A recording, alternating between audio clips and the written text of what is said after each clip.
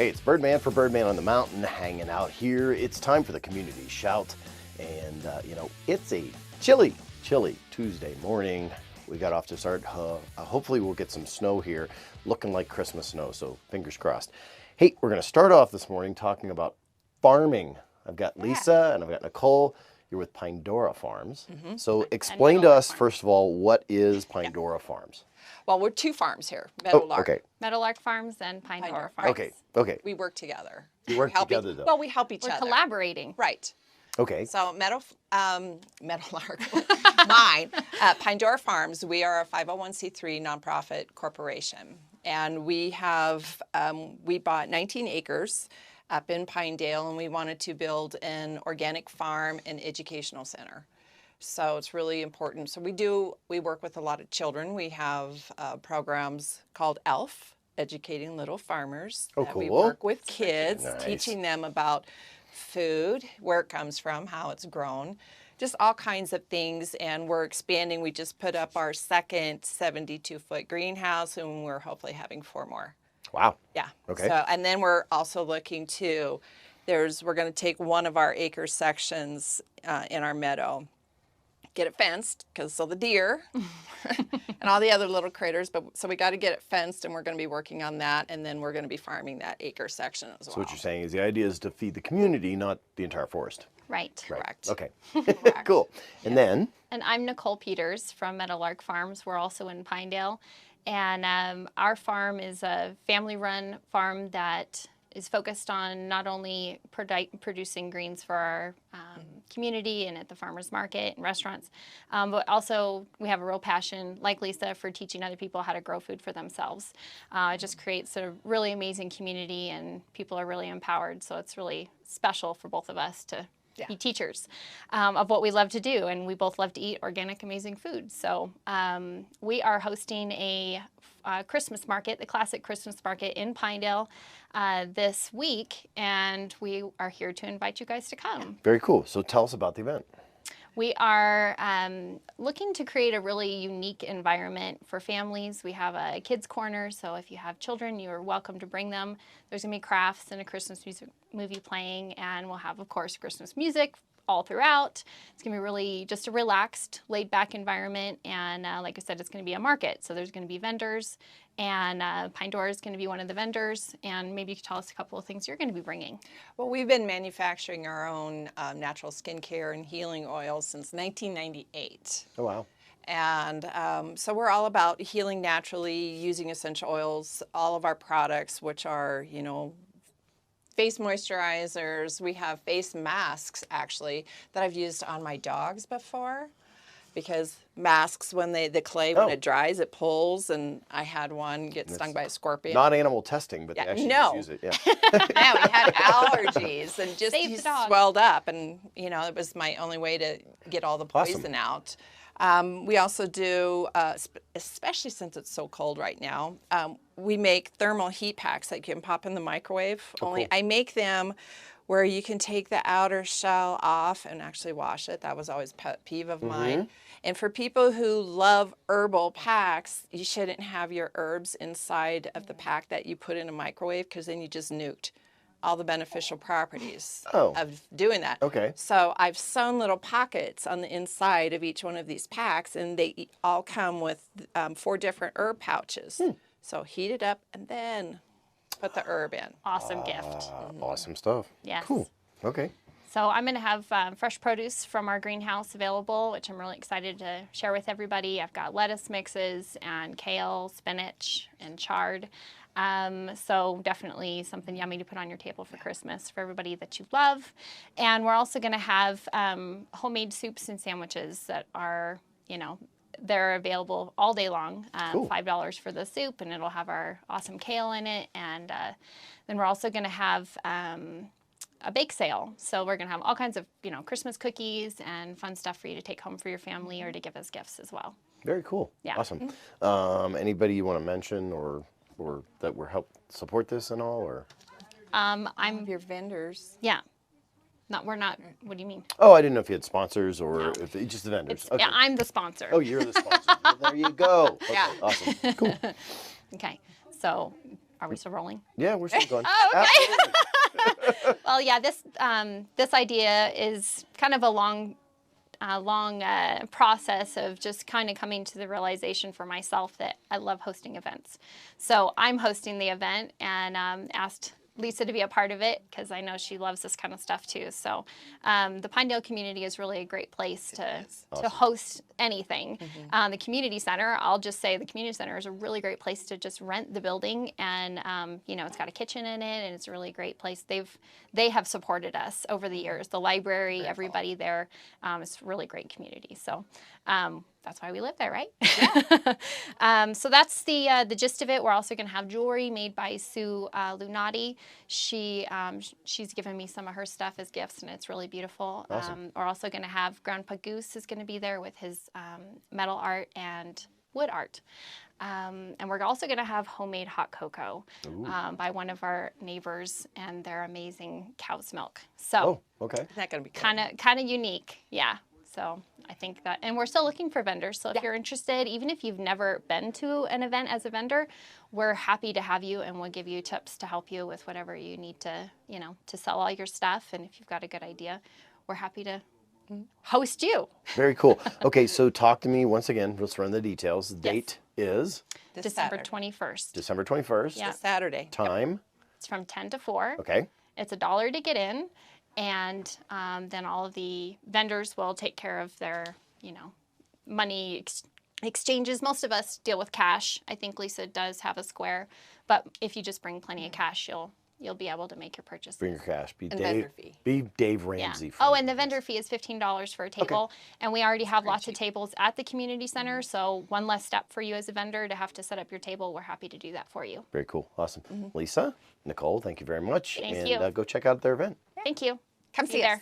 Still hanging out here in the studio. So yesterday I got to attend an event, and we're going to show you some footage from it as well. But I got with me Michele Shrader with Firehouse Subs. How are you? I'm good. How are you, Rob? Good. So it's funny because I always said with Birdman Media, we want to support the local things and not really any of the corporate big companies. Right. And when Firehouse Subs came in, people were like, well, wait a minute, you know, that's like a national chain and stuff like that. But like, yeah, but Firehouse Subs really gives back locally. We do. And it took you a little while to even convince the local fire and police departments to submit to get the grants to get the stuff for them. Yes. But they finally started, I think, to get on the program. And yesterday you gave away how much money worth of stuff? It's a little over $54,000. Wow, $54,000 of equipment that they actually need and use. Correct. So run us through sort of who was there and what you gave away.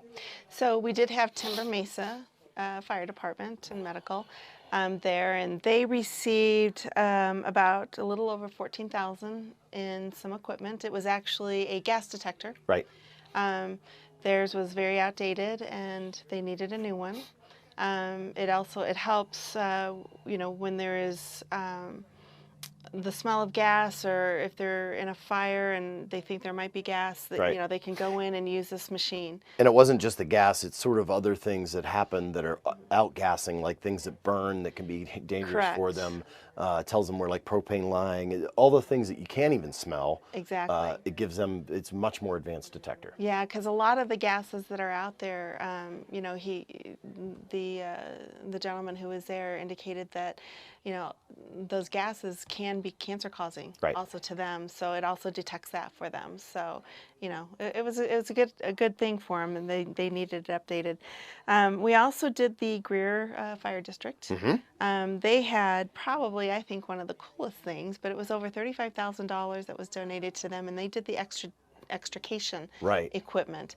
The stuff is huge and kind of scary looking, but So this is, and some of that's the jaws of life, which you heard of over these, yes. which used to be these great big huge things with these huge umbilicals that had to go back to the truck. Now they've got, because of the battery technologies, Yes.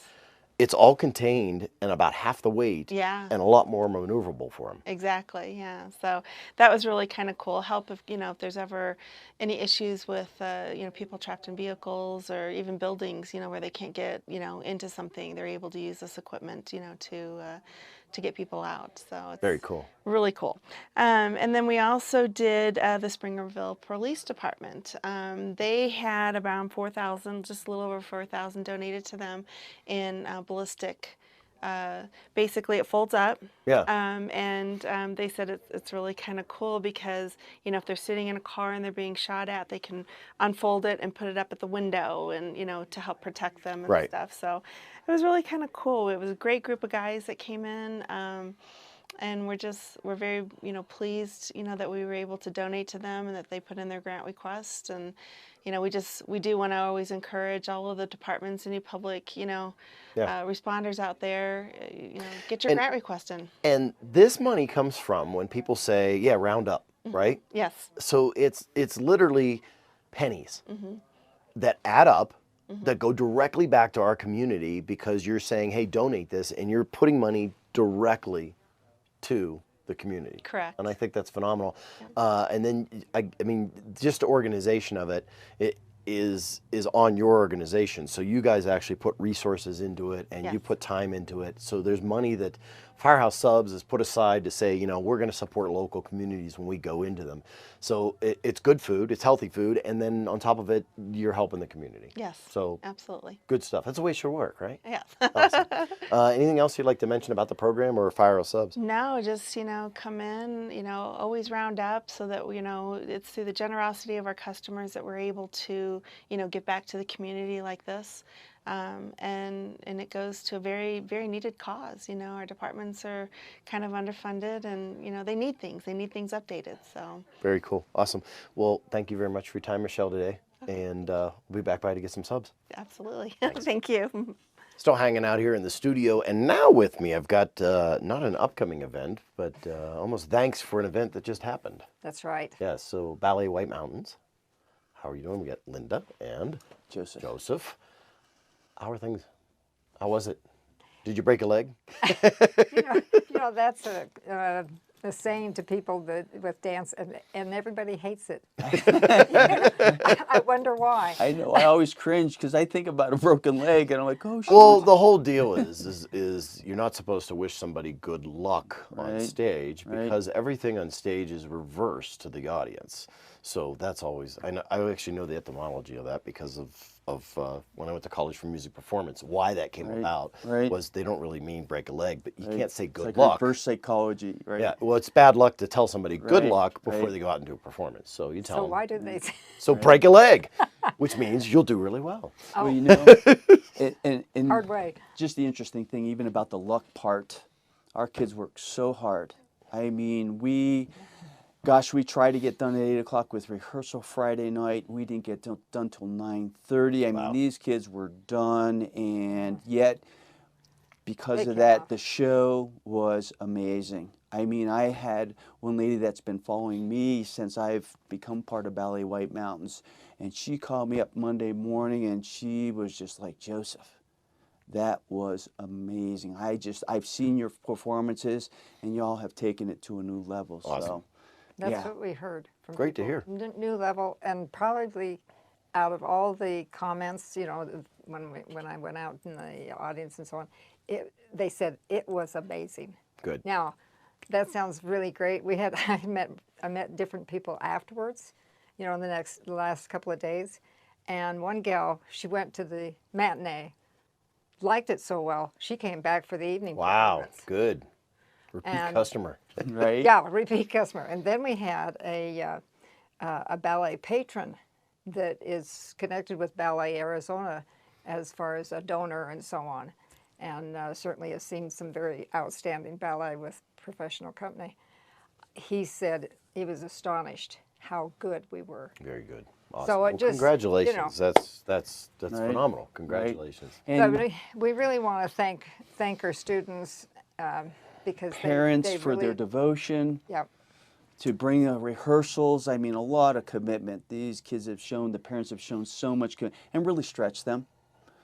But again, the good part is they're a part of the success that we had, a big part, and as well as the local people, the local businesses that are just, again, instrumental. On our own, we couldn't do what we do because of the cost of just renting the theater is just so astronomical for a small studio. Right. And there's just no way that we couldn't have done it with Xanadu Art Gallery and Right. who Well, we have. Xanadu has an art gallery down in Scottsdale. Correct. And the family came up and bought a summer home Oh, very nice. and opened up the studio. And they brought their daughter up several weekends in a row from Phoenix just so we could do rehearsals with her. Very good. So their commitment, audiology. Audiology, we had Robert Pico with State Farm. We had Summit Healthcare, the Joyce Furniture. You know, these were sponsors for us that were just outstanding in Thank the you, support. thank you, Yeah. thank you. Absolutely. Awesome. Yeah. Oh, cool. Yeah. So Anybody and else? yours- and Anybody yours- else? And Birdman.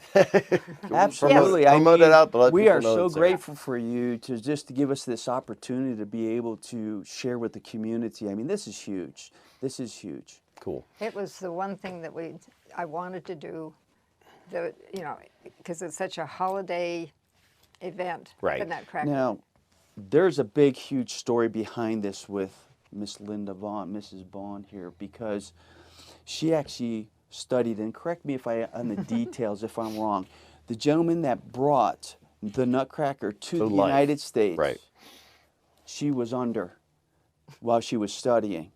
How huge is to be a Pretty part of that history is just, and she, graciously, I know that, but she's not, it's like, Linda, we need to tell people, this is huge for hit, that's part of, Yes. a huge thing that has happened in the United States, and she was just directly under, so, oh my gosh. So will you be doing it again is the question. Yes, we will. Yes, we will. There we go. Okay. You heard it here.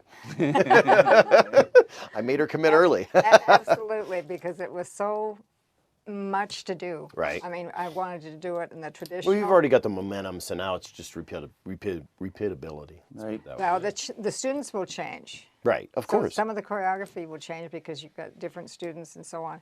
But, it was so Phenomenal. good. It was so good. I was so pleased. We even had cast members that were thanking us over and over to be a part of it after it was over. They were like, oh, thank you for inviting, thank you for letting me be a part of this. So, even was that fun, was wasn't just, after all the trials and tribulations we went through, everybody was just so overwhelmed with joy to be a part of it. So We had fun. Very We good. really had fun with it. Awesome. Well, thank you very much. Anything else you need to mention to people? Well, when do we start classes? classes. Yeah, we're starting again. And if anybody's interested, you can look us up on Facebook, Ballet White Mountains, and We or start January 6th. Okay. It's open enrollment, so please join us. Very good. Awesome. Thank you very much. That's Ballet White Mountains. awesome. Thanks. Thank you again. Appreciate thank your you, time. thank you. And thank you. Hey, that's going to be it for this week's Community Shout here in Birdman on the Mountain. I want to make sure you're staying tuned over the next 2 weeks. We've got some cool things coming. This is Merry Christmas to everybody out there because I won't be seeing you until next week, and then we'll be jotting right into the new year. So, like I said, stay tuned. We got a really, really cool announcement about Birdman on the Mountain coming up here in 2 weeks at the beginning of the year. And don't worry, we're not going anywhere. The Community Shout stays exactly as it is, just something else is going to be changing. And I'm Birdman, and like I always say, if I don't see you around town, I'll catch you right here on the web.